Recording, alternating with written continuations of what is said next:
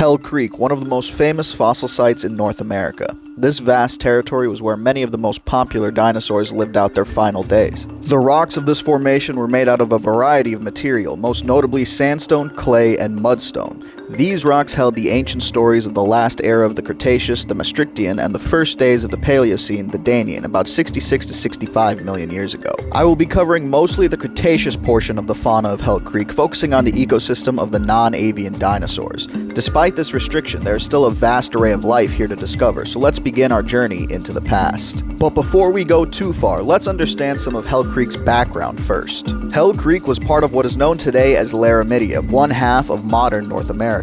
Long ago, North America, much of Europe, and East Asia were connected not by a land bridge, but fully connected, forming a continent known as Laurasia. Over the course of millions of years, Laurasia broke apart into several pieces, with one part forming what would become modern-day North America, which is why many species in Asia and America come from shared ancestors. After North America was established, during the Cretaceous, a sea known as the Western Interior Seaway divided the land into two distinct subcontinents, Laramidia and Appalachia. In the western half, Laramidia is where Hell Creek was, and they encompassed many of America's states as far east as the Dakotas. The flora and fauna that lived here were incredibly diverse, largely thanks to the landscape. A good portion of modern Hell Creek has been carved and shaped thanks to ancient rivers and streams, allowing the fossils to be deposited in the proper sediment. This environment would have been dominated by rivers and their accompanying splits, allowing an abundance of growth. Unlike today, the area was much flatter overall, covered with vast forests and floodplains. The climate would have been somewhat tropical, likely having no true cold season or a very mild one if at all. This much growth could support populations year-round, and the plants were also thriving. As you may have guessed, Hell Creek was built on its flora as much as its fauna. The plants that sustained life here are actually fairly well known and studied, allowing us a broad picture of what life was like. Keep in mind, plants and paleobotany is not my strong suit, though I will cover as much of it as I can as accurately as I can. Angiosperms, flowering plants, were thriving here, and they were fairly new evolutionarily speaking. Flowering plants first evolved in the early Cretaceous, about 80 million years prior to Hell Creek. They thrived in the early Cretaceous, forming many different groups that aren't seen today. As you may have guessed, many of those species would go extinct by the end of the Cretaceous, but they dominated the landscape while they were around, and many of them survived into the modern era. Angiosperms account for nearly 90% of all plant material found in Hell Creek, and these include plants like laurels, which are still around today in tropical areas and still account for a large portion of plant life in those areas. Magnolias were also common here as well, and are another group that has survived to this day. Palm trees and their relatives had also become more common during this time, and who doesn't love a good palm tree? Palms and other trees like sycamores are still part of the same group known as angiosperms, and these trees were likely the dominant ones in the landscape. However, these newcomers were still accompanied by the old-timers. Older plants like mosses and ferns were still around, persisting wherever they could. Cycads and ginkgos were still persevering as well from the Jurassic, adding diversity to these forests, but these plants were on the decline. Conifers like redwoods and araucaria survived here as well, giants to beget giants. And giants there were, as many dinosaurs by this point had achieved some of their largest forms. Aside from the dinosaurs, however, there's a ton of other fossil content for non-dinosaur creatures in Hell Creek.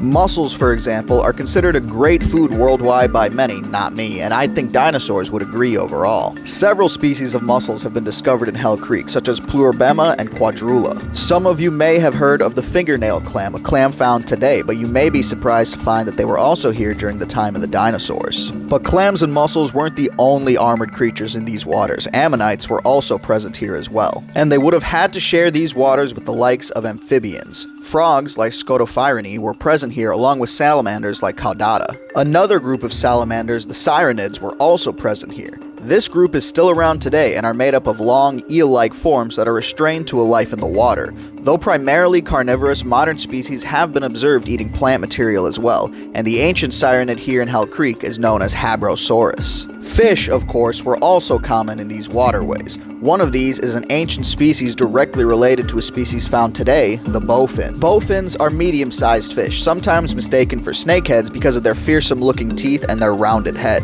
Despite commonly being treated as a pest fish today, they're actually fairly important to ecosystems across North America. Some folks also call these guys dogfish because of the sounds that they make. So if you happen to hook into one of these ancient species on your line, make sure to get some good photos and send them back on their way. Don't kill them. Other modern fish here include several species of gar, mainly from the family Lepisosteus. This would likely make them a close relative of the modern-day spotted gar, which can be found all across North America. But there were extinct species here as well, including Balanostomos. These fish belong to a group known as Aspidorychids and are definitely odd-looking. These guys have a rather long nose that bears an odd similarity to swordfish, leading scientists to assume that they may have been predatory fish in much the same way. There is also a species here that is tentatively assigned to the group known as sturgeon, but the remains cannot be identified to give enough certainty. Some fish species, including the small bony fish Coriops, were present here and survived through the Cretaceous and Paleocene, meaning they were one of the species to survive the extinction event. However, those are just the bony fish. Thanks to Hell Creek's proximity to the sea, a wide variety of sharks and other cartilaginous fish were also present here as well. This includes the carpet shark known as Galagodon, and yes, it was actually named that from the video game Galaga.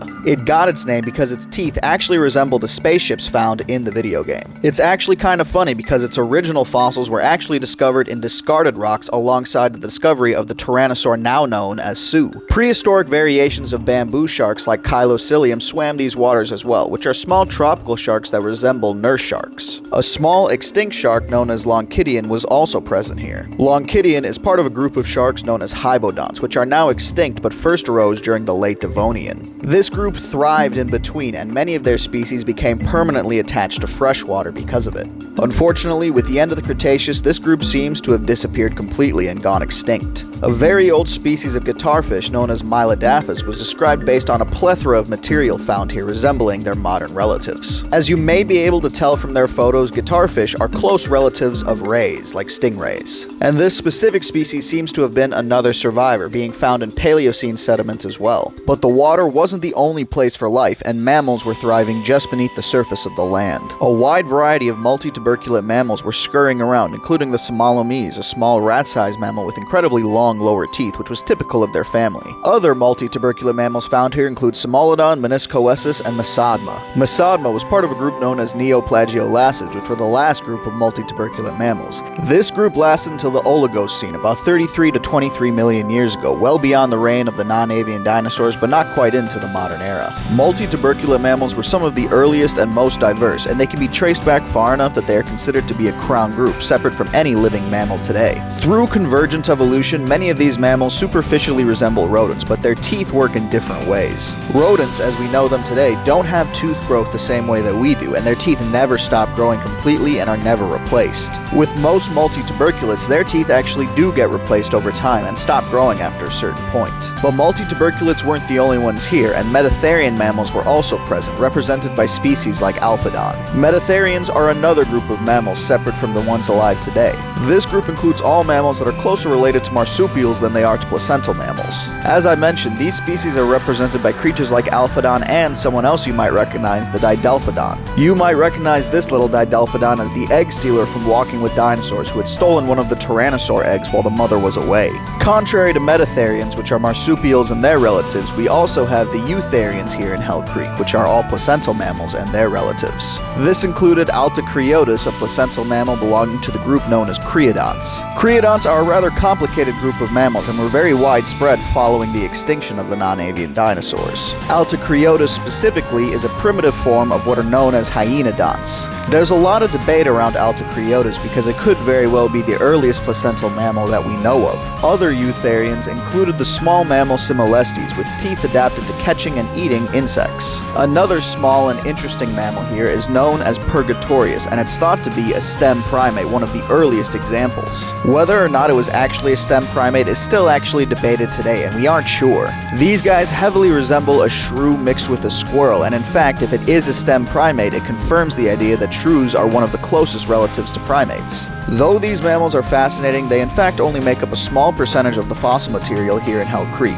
Though several species would survive and go on to thrive beyond the Cretaceous, during this time they were still mostly at the mercy of the dinosaurs and the next group we're talking about, the reptiles. Reptiles were heavily abundant in Hell Creek with an incredible amount of diversity. The group known as Squamata, which includes lizards, snakes, and mosasaurs, were present here, though many of the specimens, like Obamodon, are of uncertain placement. Others, like the lizard Chamops, belong to the family Teiidae, which includes modern tegus and whiptail lizards. However, even though they are traditionally considered whiptails, more recent analysis shows that they are part of polyglyphandontian lizards, which would separate them from whiptails and tegus and make them more closely related to lizards like iguanas. These guys were small and likely mainly insectivorous. However, there was also a predatory lizard, a close relative of modern varanid lizards, Paleosaniwa. Varanids are the monitor lizards like Komodo dragons and Australia's goannas. They were larger than most of the non-dinosaur creatures and were likely carnivorous, preying on young dinosaurs and mammals alike. Aside from lizards, there was also an extremely incomplete boid snake here, though because of the fossil status, we are unsure of where it is placed. If it is a boid, it would be one of the oldest known anywhere. Separate from the Squamata, we also have turtles. Who doesn't like turtles? A few separate specimens of Adocid turtles were here, but their fossils are hard to distinguish and haven't been assigned to their own species. Adocids, as far as we can tell, are your generalist turtles with a standard shell and an omnivorous diet. Aside from them, several baenid turtles are also present here, like Pachycephalosaurs. Unfortunately for us, baenids are all extinct, and they were aquatic turtles that had a generalist habit, eating both plant and animal material like fish. They were one of the most common turtles in Hell Creek, with their only real competitors being soft-shell turtles and their relatives. The largest of these baenid turtles was Ankylus, reaching around a meter long or 3.2 feet. Though many baenids survived the Cretaceous extinction, they didn't make it into the modern era and died off by the time of the Eocene, around 35 to 55 million years ago, with many perishing in between. Another turtle here, known as Compsomys, was relatively small, only about a foot or 30 centimeters in length, but with a skull that heavily resembled a snapping turtle.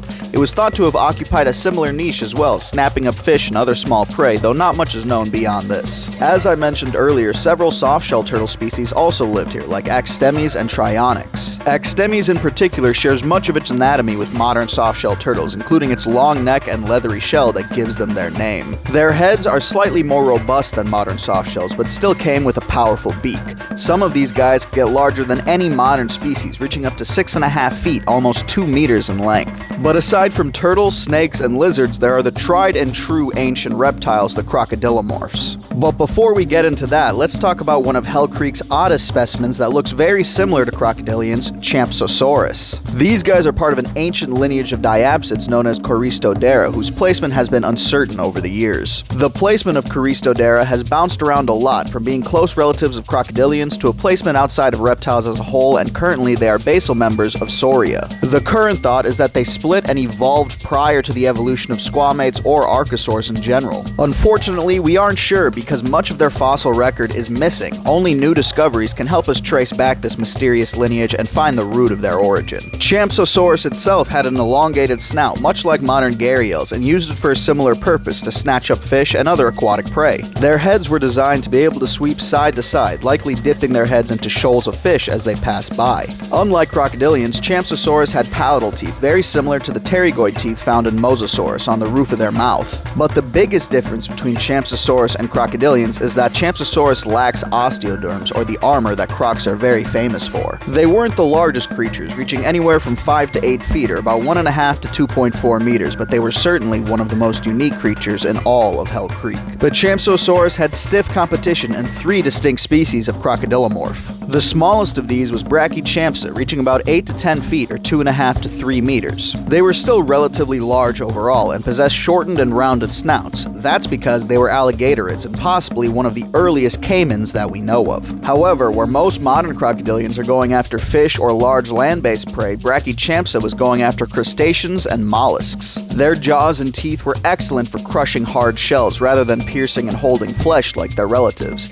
This would allow them to niche partition and reduce direct competition with their relatives. Another crocodilian species, Thoracosaurus, was part of the Gavialoidea, making them relatives of the modern gharial. Thoracosaurus was also relatively large, reaching about 4.5 meters, just shy of 15 feet in length. Thoracosaurus was an incredibly abundant and successful species, and we've recovered many of their fossils over the years. Much like modern gharials and even the Champsosaur we talked about earlier, they had long and thin snouts suited to grabbing fish and other small prey items from the water, rather than tackling large prey like many modern crocs. Crocodilians like Thyracosaurus may have been partially responsible for the extinction of animals like Champsosaurus and its relatives. They were far more successful and likely outcompeted them if any survived the extinction. The last of Hell Creek's crocodilians is not technically a true crocodilian, though it shares more resemblance to modern crocs than what you'd expect of the other two. This is Borealisuchus, a more basal Eusuchian outside of Crocodilia. They were around the same size as Thyracosaurus, around 4.5 meters or 15 feet in length, but they tackled the more traditional approach that crocodiles loved so much, waiting in ambush in the water. They likely hunted most animals, including smaller dinosaurs, but they never would have tried to tackle some of the larger ones. Borealisuchus was more of a generalist predator, likely eating whatever it could get its teeth into. However, this was actually a good thing because it would keep them out of competition with most other water-dwelling creatures, including its own relatives. This kind of niche partitioning may be a big reason why crocodilians survived so long into the modern era. And both Borealisuchus and Brachychampsa survived the extinction event and went on to live in the Paleocene. There's only one group left before we get into the dinosaurs, and of course, it's their closest relatives, the Pterosaurs. However, this may come as a shock to you, but Pterosaurs are surprisingly sparse in Hell Creek. Over the years, several indeterminate fossils have been found, but they've never been properly classified, and that is likely on account of how fragmentary they really are. Nevertheless, one is presumed to belong to a large Asdarchid, likely Quetzalcoatlus. Other than that, all the Pterosaur specimens in Hell Creek are just too fragmentary to give any certain identification to. Which brings us to the main event themselves, the dinosaurs. There have been a plethora of dinosaurs found here in Hell Creek, represented in a multitude of different species and groups. The Ornithopodians were one of the most prominent, as they had always been, and they had spread significantly, and within that group there are some of the most famous dinosaurs that have ever lived. This includes a group of dinosaurs known as Ornithopods, that being hadrosaurs and their closest relatives, and there's only two species of ornithopod here in Hell Creek. One of these was the Scelosaurus, a smaller animal reaching around 8 to 13 feet, or about 2.5 to 4 meters. However, there are two species, and the larger species, T. garbani, could reach up to 15 feet, or 4.5 meters. You can kinda think of them as a Cretaceous version of Camptosaurus from the Jurassic. They wouldn't have been overall the fastest dinosaurs here in Hell Creek, but fast enough for most situations and to escape most large predators. Thescelosaurs were selective browsers, with teeth better suited to tougher materials than other herbivores. They were once thought to have been feathered, but based on some recent discoveries, they may not have been. However, we lack clear data on the subject, so for now we must wait to see what'll happen. The other ornithopod here in Hell Creek was a more traditional hadrosaur, the ever-famous Edmontosaurus. This species used to be known as a Natotitan, but however they have since been placed under Edmontosaurus, and a large species of them at that. Some Edmontosaurus were thought to reach 12 to 13 meters or 39 to 43 feet and weigh nearly 5 tons. This makes them one of the most massive herbivores in Hell Creek, and certainly the tallest and the longest. The particular Edmontosaurus here, Edmontosaurus annectans, lacked a crest like the other Edmontosaurus. These guys had long, broad snouts and used them to crop and clip plant material, and then using their tongues to push those plants into their cheeks. They ate this way because the forward parts of their mouths lacked teeth, and instead they had a broad bill or beak, and their teeth were set much farther back in their skull. Based on what we can tell, we believe that they would have preferred softer plant material, as their teeth weren't especially suited to tough and fibrous ones. They were mainly quadrupedal, but could become bipedal when necessary. Despite their massive size, there were a few predators like Tyrannosaurus who could have posed a threat, especially towards the younger individuals. Edmontosaurus, like most hadrosaurs, are social animals and likely spent large amounts of time in groups or herds. In the past, they were thought to have been migratory animals similar to birds today, but modern studies show that they likely wintered and summered in the same home. Regardless, these were brilliant herbivores that earned a spot near the top of the food chain. A multitude of Pachycephalosaurs have also been found here, including the infamous Pachycephalosaurus itself. The alleged fossils of Dracorex and Stygimoloch have also been found here, and if you aren't already aware, there's been a heated debate about these fossils. When they were originally found, all of these animals were thought to be distinct and separate species, and that has fluctuated back and forth over the course of the past few years. The current consensus is a bit muddled because the debate still rages on. Dracorex has the least evidence for being a unique and distinct species, and is widely considered by most paleontologists to be synonymous with Pachycephalosaurus. The reason for this is that we now believe that Pachycephalosaurus underwent large changes as it grew before its dome skull came in full. This is why both Dracorex and Stygimoloch were considered to be juvenile or adolescent Pachycephalosaurs, with Dracorex being the younger and smaller version and Stygimoloch being somewhere in the middle. While most people consider Dracorex a dubious species, Stygimoloch has had recent studies that place it as its own unique species once again. However, this has not been studied in depth and needs more proof, but could very well be the case based on the morphology of their bones. So, as it stands right now, Dracorex is a nomen dubium and Stygimoloch is contested, so we'll have to be patient here to see what happens. On the other hand, Pachycephalosaurus itself was a sturdy dinosaur and not as small as most people expect. They were estimated to be around the same size as Thescelosaurus, around 4.5 meters or 15 feet in length. They were bipedal herbivores, and as you may have guessed, they had very thick, domed skulls. These skulls had 3 potential uses, being for combat, mating, and feeding, with 2 of those being kind of the same. When it came to feeding, they may have been able to use them to knock over smaller bushes or small trees and other plants that they couldn't otherwise reach. When it comes to combat, most people imagine Pachycephalosaurus ramming at a predator and knocking it over with that skull. The thing is, it would have to be almost perfect timing for that to happen. When you look at their potential predators in Hell Creek, you see that most of their predators are either incredibly large and powerful or incredibly fast and agile. But we still believe that they were used for combat, and that's where the mating comes in. The dome's most common function was for combat between themselves and other members of their species, for mating rights or territorial rights similar to rams today. We also have proof of this based on Pachycephalosaurus lesions we found in their skulls. Even with all this debate about Pachycephalosaurus, Stygimoloch, and Dracorex, they weren't the only Pachycephalosaurs here in Hell Creek. Another, known as Platytholus, was a close relative of the Asian Prenocephaly. Platytholus is actually a relatively new species, only described earlier this year in 2023. As of right now, we are unsure of its size, but it's assumed to be quite a bit smaller than Pachycephalosaurs, and it's only known from a partial skull as of this moment. The last of our Pachycephalosaurs is Pterosaurs. It is also only known from a partial skull, though it is older than Platytholus. Its skull seems to be highly unique and distinct from any other Pachycephalosaurid known, with a much more rounded head than its relatives. It is considered to be one of the last Pachycephalosaurs, and it was likely the start of a new group prior to their extinction. But, as beautiful as these baldies are, no one knows fancy headgear quite like the next group of ornithischians, the Ceratopsians. 3 distinct species of Ceratopsian can be distinguished in Hell Creek, and they account for a significant portion of all fossils found in this locale, including some unidentifiable and controversial remains. To the public, the most unknown of these is undoubtedly Leptoceratops. These mid-size herbivores would have served a similar function to Psittacosaurus or Protoceratops in Asia, however, their lineage is fairly murky. Originally, it was thought that Leptoceratops, alongside its relatives like Udanoceratops, were related to Protoceratops and their family. However, more recent analysis challenges this idea and leaves Leptoceratops in uncertain placement. Where it truly belongs, though, still remains to be seen. They were relatively large, with the discovered specimens reaching up to 6.6 feet or around 2 meters in length, though there have been larger sizes proposed. It is thought that much like Psittacosaurus, these Ceratopsians could run on their hind legs and adopt a bipedal stance instead of a quadrupedal one. Unfortunately, they're not in the public eye all that often because they are fairly outshined by their other 2 much larger relatives. Pterosaurus was one of these, and this is an extremely controversial genus. In the 2000s, it was thought to be a separate species, but in the 2010s, this was called into question.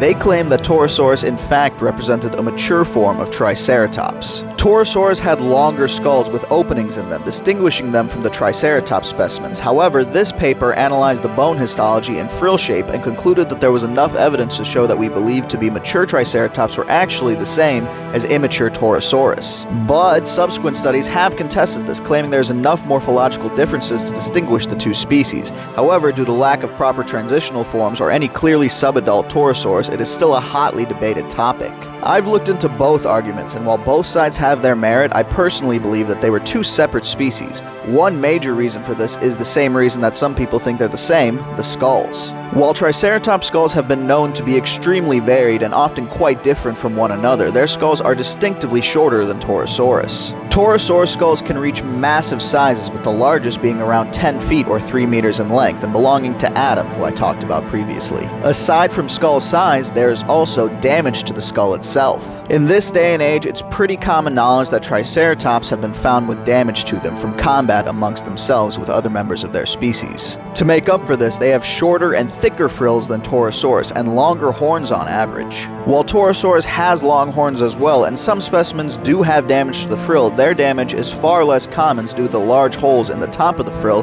making their frill overall weaker. Triceratops likely fought amongst themselves for resources or mating rights, and it would make little sense for their frills to get weaker the older they got if they were consistently fighting during the mating season. Another major reason that I believe that they're two distinct species is that some Pterosaur specimens are incredibly young for a completely mature animal, while some Triceratops specimens are far too old to be considered immature either. There seems to be a lot more evidence of them being separate than of them being the same. With all that being said, Pterosaurs would have been around the same size as Triceratops, reaching up to 30 feet or around 9 meters in length and weighing upwards of 5 tons, possibly up to 8 tons for the large males. However, instead of using their frills for straight combat, they likely use them more for display. While display has always been thought to play a large part in Ceratopsian mating rituals, it would make much more sense for Pterosaurs considering their extended frill. It is thought that those patches in the frills would have been brightly colored and highly decorated, like patches on birds today. And I'm not sure where current research stands on this because I couldn't find anything about it, but they may have been able to flush blood into those patches, making them more attractive to potential mates or more threatening to potential predators. With that being said, I feel like I did read at some point that that was no longer a prominent theory, but I'm not sure, so let me know in the comments below if that is actually still a thing or not. If it is, it would just be more evidence that these guys were lovers. Meanwhile, these guys, Triceratops, are certainly fighters. This is the final Ceratopsian of Hell Creek, and the most famous one to ever exist. As I mentioned, they and Pterosaurus reach about the same size, around 30 feet or 9 meters in length, but these guys weigh up to 10 tons for the large males, though around 6 tons was likely more average. They have incredibly powerful heads, which unlike Pterosaurs could actually be used for combat purposes. While they likely use their horns and frill for display, they also would have resorted to using their horns to settle disputes, both with predators and their own kind. Their teeth were actually also fairly unique, though perhaps not amongst Ceratopsians. Their teeth and jaws were arranged in what is known as a dental battery, with around 40 teeth protruding on either side of the jaw at any given time.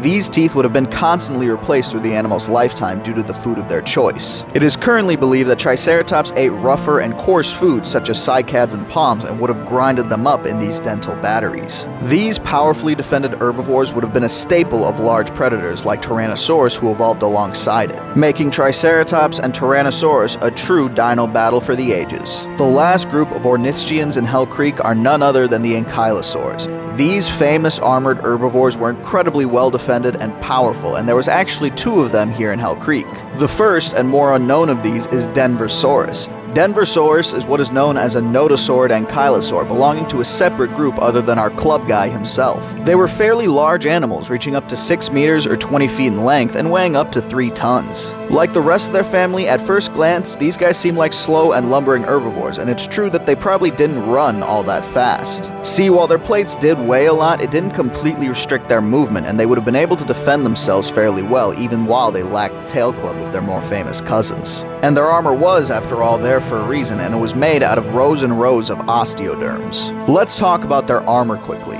You can kind of consider Ankylosaurs a mix of basically between birds, crocodiles, and turtles, though they are only directly related to birds out of all 3 of those. That being said, when you look at their armor, think of both a turtle and a crocodile's armor. Turtles have flat pieces of armor that are known as scutes that make up their shell, supported by an epidermis layer which protects most of their body. Crocodiles have osteoderms, which are deposited directly in the skin and are formed by bony deposits. Ankylosaurs seem to have some sort of a combination. Their armor is technically considered osteoderms growing out of their skin rather than surrounding it. However, unlike crocodiles, their osteoderms can also form thicker and more wide pieces of armor like turtles, allowing them a significantly larger portion of protection. Ankylosaurs of all kind, including notosaurids, have so many osteoderms that many species even have armor on their eyelids, including the ever-famous Ankylosaurus itself. Ankylosaurus is another of Hell Creek's most famous dinosaurs, and it's no surprise as to why. It is the largest known Ankylosaurid and the namesake of the family after all. They could possibly reach up to 30 feet or 9 meters in length, around the same size as Triceratops, and weigh upwards of 5 tons. These guys were the tank of Hell Creek and likely led solitary lives because of it. Here, they would have been generalist feeders, though they may have had a preference to what kind of food they ate. Based on what we could tell, there's likely a variety of foods that they ate, with the most common being ferns. Ankylosaurs had specialized ears as well, capable of picking up on low-frequency sounds. This is thought to have had a purpose in mating, allowing the Ankylosaurs to communicate with each other in relative peace some distance away.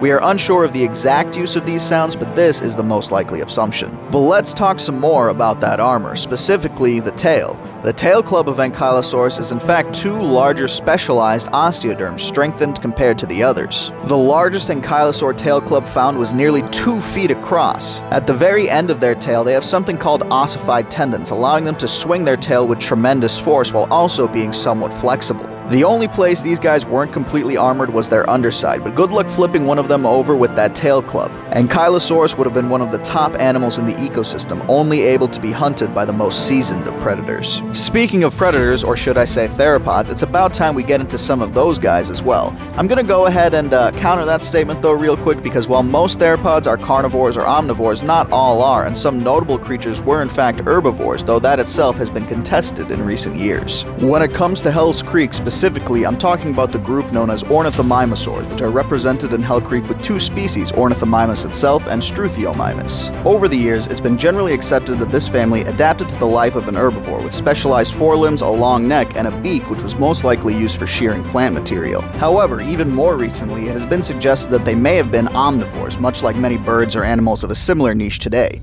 This would expand their diet to eggs, insects, plants, fruits, crustaceans, and even meat on occasion. However, the diet of ornithomimids are still hotly debated, so we're likely not to get a solid answer anytime soon. Most ornithomimids shared a general build to one another, and these two are no exceptions. Like all members of their family, Ornithomimus and Struthiomimus had relatively large brains, which was used to direct their movement and balance properly, similar to birds today. This was an adaptation that allowed them to run and coordinate their movement at the same time, likely allowing faster turns and sudden change of directions to avoid predators. That being said, both species are much larger and more powerful than most people would expect. Ornithomimus itself could reach around 12 feet, just shy of 4 meters in length, and weigh almost 400 pounds. When you compare it to Struthiomimus, it had more slender arms and a shorter body plan overall, making them more compact but also heavier. Struthiomimus is longer, reaching around 14 feet or 4.3 meters in length, and weighing around 330 pounds at their estimated heaviest. On top of being bigger than you expected, these guys were also thought to have run incredibly fast, reaching between 30 to 50 miles per hour, or about 50 to 80 kilometers per hour. This was likely an adaptation to allow them to run faster than a majority of their predators and allowed them a better chance of survival overall. Ornithomimus has been discovered to have a coat of feathers covering their body, and we have enough specimens to determine how much it was likely covered. They had at very least a light coat of feathers along a majority of their body, which cuts off about mid-thigh, leaving their feet bare like a bird. Their arms would have had long display feathers, similar looking to wings, though built very differently. We haven't found any feathers associated with the head, so we assume that like birds, their heads were at least partially bald, likely around their beaks and possibly as far back as their neck. Their feathers are said to bear a distinct resemblance to ratites like ostriches. But these guys weren't the only smaller theropods here in Hell Creek. The next animal here is actually fairly unique, as it's the only member of its family found in Hell Creek. This is Triarchunkus, an alvarezsaurid dinosaur related to the now famous Mononychus. These little guys were first discovered in the 1980s, but it wouldn't be until 2020 that it got a proper analysis and description. Its name, funnily enough, was meant to mean Captain Hook because, like Mononychus, it possessed a hooked claw for digging into wood or other surfaces. Though despite that, the authors of the paper claim that there's no connection to the Peter Pan character, at least not an intentional one. Because of the fragmentary nature of their fossil, we assume that much of their behavior would have been similar to Mononychus, which would have been a small insectivorous creature, using their single claw to dig up insects wherever they could find. Not much else is known about their description other than that they were a very small animal, not even reaching 2 feet tall. In stark contrast, a newer species is also very bird-like and much larger. Enter Anzu. This odd-looking dinosaur is an oviraptor, specifically a caenagnathed. It is the only oviraptor in North America that's known from good remains, as most other oviraptor specimens are fragmentary and hard to identify. However, with Anzu, we have a large portion of the skeleton thanks to a brilliant find in 1998, and some more fragmentary specimens recovered in subsequent years. Being the only North American oviraptor made this species famous, at least amongst the paleontological community. Despite being originally found in 1998 with more material assigned to it after, it wouldn't be until 2014 that Anzu would get its own name. Anzu isn't a typical oviraptor. As I mentioned earlier, it is in fact a caenagnathed. This is a sister group to oviraptors, eventually splitting off from their original family. This family includes a couple other famous oviraptors like Caenagnathes itself and the massive Gigantoraptor. On average, Caenagnathids are larger than their oviraptor cousins, and Anzu is no exception. Standing around 7 feet or just over 2 meters tall, they were tall and relatively long as well, reaching around 3.5 meters or 11.5 feet in length. When looking at Caenagnathids and traditional oviraptors side by side, it can be hard to tell at a glance what the main distinguishing features are, but that's what I'm here for. Caenagnathids are more lightly built than oviraptors, and the reason I say this is because they're typically more slender and lithe with longer and lighter skulls. In contrast, oviraptorids are more compact and usually smaller. Their skulls are also more compact as well, more like an abellisaurid. Oviraptor heads are much more adapted to crushing prey like mollusks, while Anzu and its relatives, meanwhile, most likely ate plants and possibly supplemented their diet with meat from small animals or carcasses. Like much of its family, Anzu would have been feathered, likely as a form of display and thermoregulation. Aside from their feathers, Anzu has a particularly large crest, the largest of any member of its family. This crest was extremely thin and delicate and not good for any form of stress or fighting. So, naturally, its most likely use was mating and displays alongside their feathers. Their crest and feathers may have had bright colors on them as well, but unfortunately we don't know quite enough about them to know that. Regardless of its actual appearance and color, it was likely a colorful addition to the formation, with some folks even nicknaming them the chicken from hell. In stark contrast to that beautiful bird-like dinosaur, we have the most feared dinosaur in history, Tyrannosaurus rex itself. Regardless of your opinion of Tyrannosaurus, they are one of the most notable dinosaurs in history and the largest carnivorous dinosaur according to current consensus. They are also one of the most well-studied dinosaurs, as we have enough fossils to create an entire skeleton. In fact, Sue, one of the most famous Tyrannosaur specimens, is over 90% complete and is one of the best preserved examples of this species. You can actually visit Sue herself, as her particular specimen is at the Chicago Field Museum. Her head is studied so much that they have a separate display case for easy access to it. Tyrannosaurus rex was one of the last members of its family, and the most impressive out of their family when it comes to sheer size and power. The average for one of these behemoths places them at around 35 feet, 10 meters long, and weighing between 5 and 8 tons. However, there are some massive specimens, with many reaching 12 meters or 40 feet in length. Currently, the largest known specimen, nicknamed Scotty, is about 43 feet or 13 meters in length and weighing in at around 10 tons. There are thoughts that they could reach even larger sizes, but those ideas are lukewarm at best without evidence. T-Rex had an extremely large head, reaching up to 5 feet in length, but its head is uniquely built. It had a relatively narrow snout which widened the further back you went. This allowed them incredible binocular vision, but before we dive too deep into their vision and other senses, let's talk about their brain. In the past, Rexes have traditionally been viewed as dumb animals, thanks to a long-standing joke that their brains were the size of a walnut. However, nowadays we know that this is not true, and Rexes actually have incredibly complex brains. Its real size is about half that of a human brain in terms of mass, but it functioned much differently than our own. It was largely specialized in the areas of smell, sight, and surprisingly, hearing. Rexes have actually one of the largest brains of any dinosaur relative to their body size, hinting at a higher intelligence. A study published in 2018 by Stephen Broussard claimed that Tyrannosaurus had an intelligence equivalent to that of a chimpanzee, but many other scientists have called this into question, as avian and mammalian brains work much differently and size alone cannot be compared. Regardless of that, Tyrannosaurs are much smarter than most people give them credit for, which is an opinion that most scientists seem to agree on. Going back to their eyes with that knowledge about their brain in tow gives us new insight into these predators. We know that Tyrannosaurs share traits of other Coelurosaurs, being that they had rapid head and eye movements similar to that of modern birds. Their field of vision was 55 degrees, better than that of eagles and hawks today.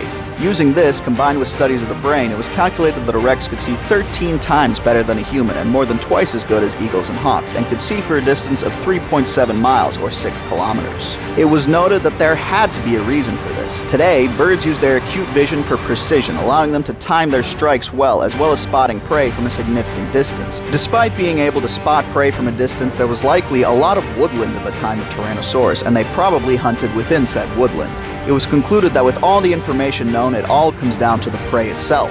The most common prey for a Tyrannosaurus were large armored herbivores like Triceratops or Ankylosaurs. These herbivores are formidable with defenses and weaponry that could kill or even cripple a T-Rex, and this is where their eyes come in. With the way their brain worked, they would be able to choose the right moment to strike, looking for any opening and exploiting it. Precision. This would give them a little bit more of an edge in a hunt, keeping them out of harm's way until it was time to deliver the killing blow. This is also where their main weapon comes in, their jaws. As I mentioned earlier, Tyrannosaurus' jaws got wider towards the back, and it's not just for their vision. The most famous part of a T-Rex is its powerful, bone-shattering bite force. At its strongest, its bite force could exceed 12,000 pounds of force, enough to crush a car in the modern era. Timing their bites at the right moment would allow a Rex to basically one-shot most of its prey. Funnily enough, though, it's thought that its bone-crushing pressure was used more for feeding than for hunting. When consuming large chunks of meat, it would be more efficient for a Rex to crush and consume the bone alongside the meat, allowing them to eat more of the carcass. This would have been far more efficient, as the Rex could earn back more than most predators from one of their kills. But we're not done, because their brain gives them two more senses that they can use in hunts, namely their smell and hearing capabilities. Based on their olfactory cavities, we know that the smell of a Rex is one of the best in the entire animal kingdom, comparable to modern-day vultures with a scent range of over 10 miles. While this may have helped them find prey, overall it would have been most useful for finding carcasses. So when it comes to hunting, out of the two, what really helped them was their hearing. Inside of its ear, Tyrannosaurus had a long cochlea, allowing them incredibly acute hearing. Their ears were specialized towards low-frequency sounds, which indicated that these were important to their lifestyle. This ability to detect low frequencies would allow them to hear prey much farther away than most others could, giving them a better opportunity to plan an attack, and they had one more feature that probably gave them an edge as well. This one has nothing to do with their brain, instead it's just padding. Like some predators today, their feet were padded, cushioned to help them reduce noise. This allowed them a more stealthy approach, as ambush was likely key to their success. Despite all their impressive abilities, it is generally agreed upon today that Tyrannosaurus rex was not likely a very fast animal, but to say it was slow would also be misleading. Their size was both a great advantage and disadvantage, forcing them to hunt more cautiously and often ambush their prey rather than a direct confrontation. One thing that I think doesn't get talked about enough with Tyrannosaurs is their growth rate. T-Rex has one of the most drastic growth changes compared to nearly any other dinosaur, save perhaps sauropods, and I find that absolutely fascinating. The study shows that Tyrannosaurus grew to about 2 tons before they reached the age of 10, and then growth would slow drastically until about age 14. And here's where things get pretty interesting. 2 tons is certainly a heavy animal, no doubt, but it's a long shot from the massive 10-ton predator we all know and love. At about 14 years old, Rexes start to increase in size dramatically, gaining anywhere from 1,300 to 4,000 pounds a year, or 600 to 1,800 kilograms, until they reach their adult size and sexual maturity, at which point their growth would slow once again. It was thought that this growth rate was an evolutionary adaptation to prevent competition between youngsters and adults as much as possible. When we look at fully mature specimens like Sue and Scotty, we can see how this different growth rate affected different specimens. Despite many of these animals being in their 20s, their size differences can be more attributed to their environment rather than their age, and are not incredibly drastic, say, for some specific specimens. When we look at Tyrannosaurs from different areas, we can see that they grow at different rates, which is attributed to their ecosystems. If there was more abundant resources, they grew much faster, and their growth rate would start initializing much sooner. This shows some of the adaptability of these animals, with the ability to slow their growth until resources became available again. It seems that they stopped this rapid growth between the ages of 16 and 20, depending on the resources available, and only grew marginally beyond that. This is why Sue, one of the oldest Tyrannosaurs found at nearly 28 years old, was not much larger than Rexes who were nearly a decade younger than her. Something else fairly talked about with Tyrannosaurus is group behavior, and this has long been debated in the species, but today it seems that most people agree that Tyrannosaurs were likely solitary animals, though they may have spent some of their time in mated pairs or small family groups. And now we come to our final group of dinosaurs. That would be the Eumanniraptorans, which is the group that encompasses birds and their closest relatives, which make them the only living dinosaurs today. Let's start off with the most lovable scamps of this group, the Troodontids. They're not only lovable, but they're also mysterious. Unfortunately, Troodontids in Hell Creek are known for very scant remains, mainly isolated teeth. The most prominent of these is Pectinodon, known from scattered teeth all over the formation. Teeth are a great way to learn what the predator ate, and comparing it to its relatives gives us an estimation of what it looked like as well, but we are working with little information beyond that. Pectinodon gained its prominence after usurping Troodon in the Hell Creek. The fossils formerly assigned to that species split off into multiple others, most prominently Pectinodon. They would have been small, feathered carnivores hunting down birds and other small animals. These guys had odd teeth, creating a weird comb-like shape with rounded edges. Other various troodontid specimens have also been found in Hell Creek, but none of them have a certain identity or placement due to the lack of fossil evidence for most. The discovery that Troodon itself is a nomen dubium or invalid genus has left many fans of the animal upset over the situation. While many folks accept and understand it, many others have a hard time accepting it, which is why Troodon is still a commonly used name today, despite its invalidity. But with that sad news, there is still some good news. Hell Creek did in fact have raptor species, or Dromaeosaurids. Dromaeosaurs are often misrepresented in America, with Jurassic Park leading many people to believe that Velociraptor itself lived in the United States. The film and novel both use Deinonychus as the base for their raptor, with the novel going so far as to claim the raptor that Grant is digging up to be Velociraptor anteropus, taking the specific name directly from Deinonychus. Of course, there's a few issues with this. While Deinonychus did have a wide range, found all over the western half of America as well as the southern parts in states like Texas, it didn't live during the time of Hell Creek. The youngest Deinonychus specimen currently known is about 108 million years old, putting them about 40 million years older than Hell Creek and the animals within. Either way, despite the fact that neither Deinonychus nor Velociraptor lived here, other raptors did. The first of these is a small animal known as a Ceroraptor. These are the youngest dromaeosaurid raptor known so far, found directly at the end of the Cretaceous. They were still fairly closely related to Velociraptor itself, being a basal member of their group Velociraptorini. They were similar in size as well, reaching around a meter tall, just over 3 feet, and reaching around 10 feet or 3 meters in length. And these guys have a rather confusing history. Originally, it was thought that two other species of Dromaeosaurid, Dromaeosaurus and Sauroornitholestes, lived in Hell Creek prior to the naming of a Ceroraptor in 2013.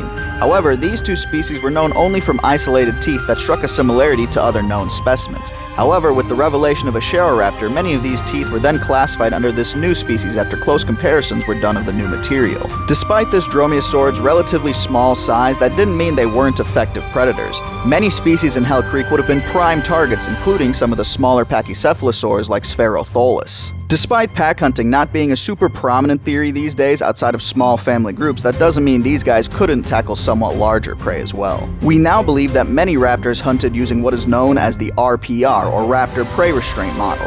In this model, Dromaeosaurids would leap onto the back of their victim and sink their claws in.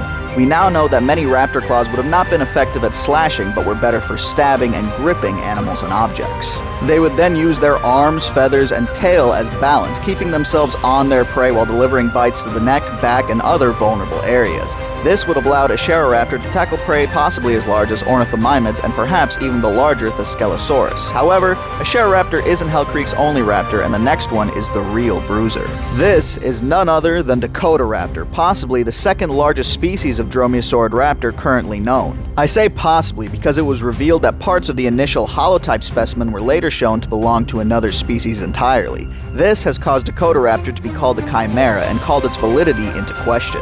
No formal papers have been done to claim it was an invalid taxon, however, so it currently hangs in the air awaiting further study. However, many studies over the years have considered Dakotaraptor valid and included them, though they are unsure of its placement due to the mysterious nature of its remains. Because of this, we will consider the animal valid for the video, though that may change in the future. Now that that's out of the way, let's talk about this possibly impressive animal. If current estimates are to be believed, it would have been one of the largest raptors, second only to Utahraptor. They approach around the same length and height, estimated to stand around 2 meters, just over 6 feet tall, and reach up to 20 feet in length, or about 6 meters long. They could weigh up to 350 kilograms, or about 770 pounds. Despite that, Dakotaraptor is actually more lightly built than Utahraptor, with a much more slender body plan overall, more akin to their smaller relatives. Their legs were longer and better suited to the running lifestyle of their small relatives, despite their incredibly large size. It is currently believed that their estimated top speed could reach about 40 miles per hour, around 65 kilometers per hour, making them the fastest of the large theropods here in Hell Creek. These guys are also feathered. While it is currently assumed that most, if not all, Dromaeosaurids had feathers, it's always nice to have confirmation. For Dakotaraptor, this confirmation comes in elements of their arms that have been found with quill knobs, attachment points for large filamentous feathers on the arms. This is the largest Dromaeosaurid with confirmed quill knobs, making even the big raptors into feathered beasts. For an animal to have quill knobs means that its feathers would have been very likely large in life, indicating that they were used for a purpose. Whether that be display, hunting, or both for that matter, remains to be seen. My guess is both. Those long feathers would certainly help with hunting, as Dakotaraptor was also thought to employ the RPR method of hunting, albeit at a much larger scale. Let's talk about their claws for a second. While they had impressive claws on their forearms, their sickle claws are the stars of the show. Their sickle claw is about 30% the size of their thigh bone, reaching 24 centimeters or nearly 10 inches long. These devastating sickle-shaped claws would have been important to Dakotaraptor, as evidenced by something referred to as flexor tubercles. Tubercles are rounded parts of the bone that serve as attachment points for muscles. The flexor muscles are the name given to several muscles in your hand and feet that allow you to bend your fingers and curl your toes. Despite their massive size, the flexor tubercles of Dakotaraptor were smaller than those found in other Dromaeosaurs thanks to their slimmer legs. This allowed Dakotaraptor a wider degree of flexibility in its toe claw, giving it a wider range and allowing them to utilize this claw more effectively. Combining all of these traits places Dakotaraptor as one of the top predators in Hell Creek, effective at taking out all but the largest of herbivores. Using the RPR method, they would have been able to hunt these animals solo without the need of a family group, even with well-defended herbivores. They would have been high-speed pursuit predators, but they somewhat suffered from their own success. Their place in the ecosystem had them competing directly with younger juvenile Tyrannosaurus rex. As I mentioned previously, Tyrannosaur growth rates would have slowed dramatically until the animal reached about 14 years old, keeping them restricted to the 2-ton range. But at 2 tons, they were still more than twice as heavy than Dakotaraptor, but not nearly as fast. Prior to their final growth spurt, rexes are more slenderly built and much faster than adults of their species, likely reaching upwards of 20 miles per hour. While direct fights between the species were likely few and far between, Dakotaraptor would be no pushover, allowing for some interesting dynamic between the two species and an increase in competition until the rex achieved its full growth. Dakotaraptor is one of the more dramatic creatures here, but there is one final group that deserves our attention: the avian dinosaurs, or birds. Birds are not what most people think about when they think of the Cretaceous, as many people seem to believe that birds did not coexist with the dinosaurs, and I'm here to tell you that that is simply not true. Birds, or avian dinosaurs, first evolved during the Jurassic, becoming increasingly diverse and complex as time went on. By the time of the Cretaceous, they had spread all over the world, likely a big factor in their success down the line. Despite that, don't let it fool you, because birds in Hell Creek were much different than what you'd expect today. This includes the ancient family known as the Ornitherae. Ornitherae are, in the simplest terms, the group that encompasses all currently known birds, including the extinct groups. Several of these more basal birds that are not belonging to any of those groups were found here. However, most of the bird fossils in Hell Creek are fragmentary, meaning many of these species go unnamed. Aside from several unnamed Ornitherae, an unnamed Enantiornith was here as well. However, some birds here are more well preserved and therefore more well known. Some of you may recognize these guys, Stygianetta from Prehistoric Planet. These birds resemble modern-day waterfowl, and this actually isn't an example of convergent evolution. Turns out, Stygianetta is part of the group known as Presbyornithidae. They, in turn, are part of a group known as Anseriforms. Bird fans among you will recognize Anseriforms as the group that today we collectively call waterfowl, leading us back to the topic at hand. As you can see by Stygianetta, waterfowl are much older than you may realize. Stygianetta, along with the rest of its relatives in the Presbyornithidae, were the precursor to modern-day geese, ducks, and swans. In fact, it's thought that Stygianetta survived the extinction event. As waterfowl, of course, these birds spent a large amount of time in and around the water. They were relatively small even by today's standards, but even they still present exciting things for the evolution of waterfowl. Hesperornithoforms lived here as well. You likely recognize these creatures from older documentaries, always calling attention to their toothy beaks and swimming capabilities. And these old shows were actually fairly correct. Don't get me wrong, much of our understanding of these animals have changed and improved over the years, but the basis for these guys has remained fairly consistent.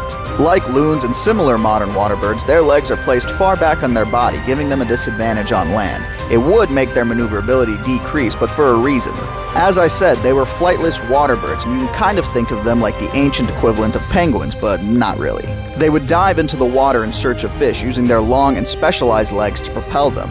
As opposed to penguins, which can use their wings to assist them in the water, most Hesperorniths only had vestigial wings with little use. 2 species are found here, though one of them, Podomornis, is questionable at best. It is only known from a single bone, which bears resemblance to Podomornis, which can be found more commonly in the Lance Formation, another Cretaceous-era fossil site. The other species, Brodavis, is the more interesting one anyhow, in my opinion, as not much is currently known about Podomornis in general. Brodavis is unique for being a freshwater Hesperornithiform, being found in the same lakes and streams as other animals. It likely functioned much the same as modern loons, nesting in and around freshwater sources like lakes and streams and spending a majority of their time in the water foraging. Not much is known about them because their remains are in fact fragmentary, but still an intriguing find. Earlier, I mentioned the birds known as Enantiornis, as they were the most prominent of the birds during the Cretaceous. While one of the species here is fragmentary and unnamed, one species fares a little bit better. This is the aptly named Avisaurus. They were part of the group known as Avisauridae, of course, and Avisaurs were some of the last Enantiornis and among the least well preserved. Avisaurus itself would have been a relatively large bird for this time, reaching about 28 inches or 72 centimeters in length and weighing around 11 pounds. It is thought that Avisaurus would have acted similar to modern raptors, and even bears toe claws resembling that of Dromaeosaurs. They would have most likely used these talons for grasping small prey like mammals and reptiles, and of course the occasional dinosaur hatchling. While not directly related to modern eagles or hawks, this is an example of convergent evolution, showing that many of the same strategies worked just as well millions of years ago. Unfortunately, not all strategies can save you from extinction, and Avisaurus, along with the rest of the Enantiorniths and Hesperornithiforms, would go extinct at the end of the Cretaceous, not to be seen beyond. Fortunately for us, many birds still did live on, becoming the dinosaurs we know and love today. Hell Creek helps us preserve that story and shows us more of the puzzle on how dinosaurs evolved, lived, and died, and I, for one, am incredibly thankful for it. And there you have it, folks, the fauna of Hell Creek. From tiny mammals to giant theropods, this formation has a little of something for everybody. Thank you all so very much for watching once again, and I hope you enjoyed this video. What formation would you like to see next? Let me know in the comments below, and remember to be good people, have a fantastic day, and I'll see you guys in the next one.